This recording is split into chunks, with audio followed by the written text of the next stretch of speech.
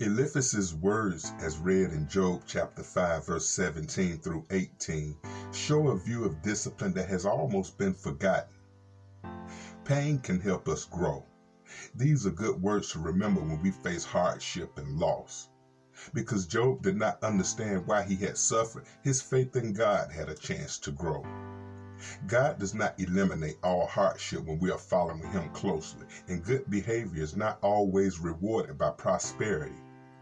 Rewards for good and punishment for evil are in God's hand and given out according to His timetable. Welcome back to the program, everybody. I'm Reverend Said, and today we'll be reading Job chapter 6, verse 1 through chapter 7, verse 5, and Job chapter 7, verse 6 through 21. Job cries out to God. And if you ain't did it already, please go ahead and hit that subscribe button, like, share, and comment on any video on this channel. All right, let's begin with our reading, started at Job chapter 6, verse 1. Job spoke again. If my misery could be weighed and all my troubles put on the scales, they would outweigh all the sands of the sea. This is why I spoke so impulsively. For the Almighty has struck me down with His arrows. Their poison infect my spirit. God's terrors are lined up against me. Don't I have a right to complain? Don't wild donkeys bray when they find no grass, and oxen bellow when they have no food? Don't people complain about unsalted food? Does anyone want the tasteless white of an egg? My appetite disappears when I look at it.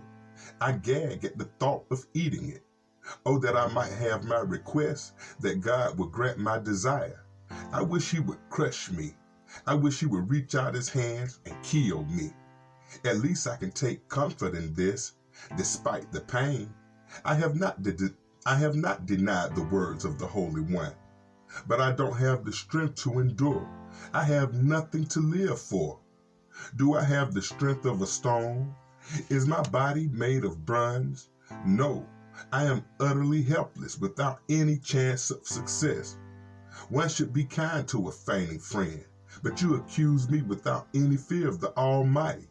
My brothers, you have proved as unreliable as a seasoned brook that overflows its banks in the spring when it's swollen with ice and melted snow. But when the hot weather arrives, the water disappears. The brook vanishes in the heat. The caravan turn aside to be refreshed. But there is nothing to drink, so they die. The caravans from Timnah search for the water. The travelers from Sheba hope to find it. They count on it, but are disappointed. When they arrive, their hopes are dashed. You too have given no help. You have seen my calamity, and you are afraid. But why? Have I ever asked you for a gift? Have I begged you for anything of yours for myself? Have I asked you to rescue me from my enemies or to save me from ruthless people? Teach me, and I will keep quiet. Show me what I have done. Honest words can be painful. But what do your criticisms amount to? Do you think that your words are convincing when you disregard my cry for desperation? You would even send an orphan into slavery or sell a friend. Look at me. Would I lie to your face? Stop assuming my guilt, for I have done no wrong. Do you think I am lying?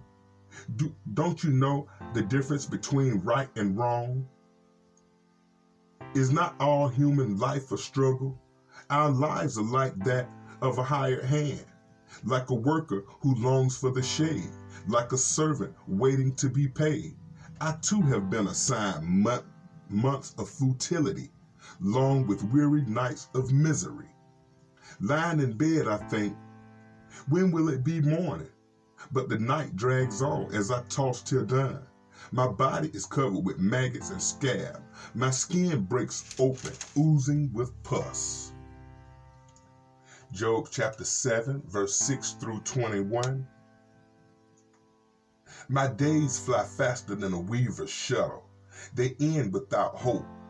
O God, Remember that my life is but a breath, and I will never again feel happiness.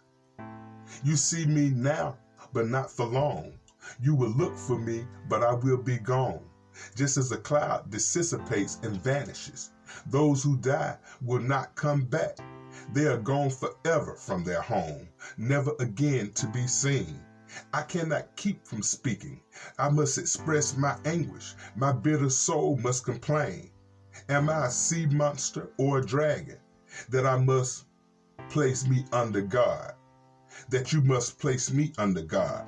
I think my bed will comfort me and sleep will ease my misery. But then you shatter me with dreams and terrify me with visions. I would rather be strangled. I'd rather die than to suffer like this. I hate my life and I don't want to go on living. Oh, leave me alone for my few remaining days. What are people that you should make so much of us? That you should think of us so often? For you examine us every morning and test us every moment. Why won't you leave me alone, at least long enough for me to swallow? If I have sinned, what have I done to you, O watcher of all humanity? What makes me your target? Am I a burden to you? Why not just forgive my sin and take away my guilt? For soon I will lie down in the dust and die. When you look for me, I will be gone. Job referred to his own righteousness, not because he was sinless, but because he had the right relationship with God. Not guilty of the sins his friends accused him of. When Job said, I have done nothing wrong, he was not claiming to be sinless. No one but Jesus Christ has ever been sinless and free from all thoughts and actions. Job himself needed to make some changes to his attitude, but he carefully obeyed God to the best of his ability. All right, everybody, that's going to wrap up our reading for this Sunday morning. Please join me on the next episode where we'll be reading Job chapter 8, verse 1 through 22, Bildad's first response to Job. Until then, y'all stay blessed.